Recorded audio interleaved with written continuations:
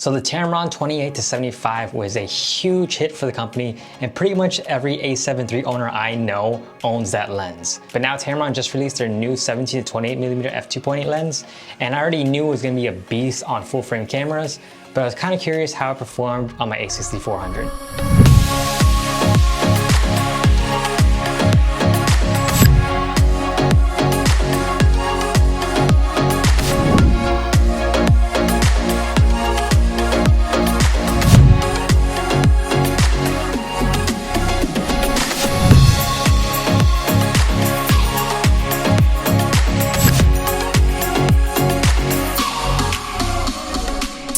First off, I want to give a huge shout out to my friend Paul Feinberg. He's the one who actually owns the lens. He was letting me borrow it for this video. So if you know anything about the initial launch for Tamron's 28-75mm lens, they did have some issues at the start. Thankfully, Tamron did fix that issue eventually, and luckily this time around with the 17-28, there are none of those issues present at all in my testing.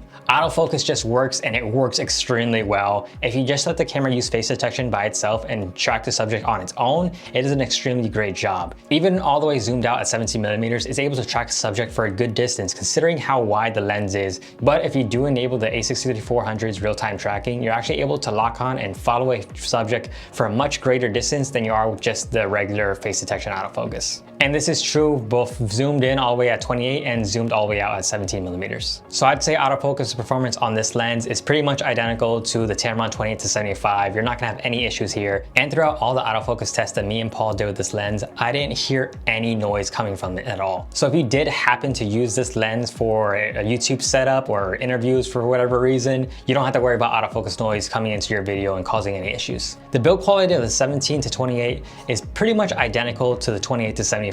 You're getting that nice rubberized coating throughout the entire body. It is a mix of plastic and metal, but it feels hefty, it feels solid, and it does feel premium. And to finish up build quality, the Tamron 17-28 has the same 67mm filter thread as the Tamron 28-75. You don't have to worry about switching anything out or getting step down rings or anything like that, or getting bigger filters. You can just use the same exact filters as your other lens. Though the Tamron 17-28 is actually much more compact and much more lightweight than the Tamron 28-75. And honestly, I think the Tamron 17-28 is the perfect gimbal lens, especially since the zoom is all internal and you don't have to worry about the lens extending once you go from 17-28. Now on the a6400 and the a63, a65, and a6000, this 17-28 is going to act more like a 25-42mm lens. And the f-stop is also going to act more like an f4. But considering all the other wide angle zooms out there on the market for these cameras today are either extremely expensive, or you have the 10-18 where you can only go down to f4. So if you're doing any low light, it's not gonna be perfect. I think this is still a great option for those Sony users. And I know the Sony a6400 is basically every Sony user's go-to vlogging camera at the moment right now. So I'm gonna show you a quick example of using the 17-28 on the a6400 for vlogging purposes. All right, so this is the Sony a6400 with the Tamron 17-28mm f2.8 lens. This is at 17mm. I'm holding it just arm's length away. There's no tripod on this, there's nothing. This is my friend Paul. He's the one who's let me borrow this lens for this review. So if you have any questions about how it performs on a full frame camera, go check out this guy's channel. I'll leave a link down below. The 10-18 is definitely wider than this if you're trying to get the most amount in your image just from arm's length away. But I think even at 17, this is more than enough. What do you think, Paul? I think it's very usable. It also depends on a lot of things. If you're shooting a mixture of needing low light and outdoor, this would be the perfect lens. Otherwise, you might, if you're shooting only outdoors and you don't really need that extra f-stops, then the 10 to, what is it, 18? 18, yeah. 10 to 18 would be the best option, just because it has that in-body stabilization or optical steady shot, I should say. Especially on the a6400, which doesn't have any in-body stabilization. You're definitely gonna need that if you're doing a lot of handheld and you're walking around a lot. But again, like Paul said, if you're doing indoor and outdoor kind of vlogging, this is definitely a better option just because you go down to f2.8.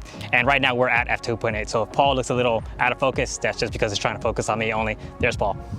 And when it comes to sharpness, this thing is spot on. It is beautiful wide open at f2.8. And the good thing about using a full frame lens on an APS-C size sensor is that you don't really have to worry about corner sharpness at all. It should be fine. You should be only getting that center goodness of every lens you use if it's full frame. Though of course, like any lens out there, it is gonna get sharper the more you stop down. So at f5.6, it's gonna be a lot sharper than at f2.8, but at f2.8, it is still super sharp and I have no complaints there. Even zoomed out at 17mm or just zoomed all the way in at 28mm, it is amazingly sharp. Now the same thing I said about corner sharpness can go for vignetting as well, since we're using a full frame lens on an APS-C body. So vignetting of course is a non-issue on this lens. You're not gonna get any of that here. Though of course, if you were on a full frame, you would be getting some corner sharpness and you would be getting some vignetting, but I'll let my friend Paul go over that. Check out his channel. He's gonna be doing a review about how this lens performs on a full frame a7 III. So to sum it all up, I think this lens is a fantastic choice for a6400 users, a65, a63, all the a6000 cameras. Yes, there are wider zoom lenses out there for the APS-C line, the 10 to 18 like I mentioned before. Since those only go down to f4, you're not gonna get that beautiful bokeh you can achieve with this lens.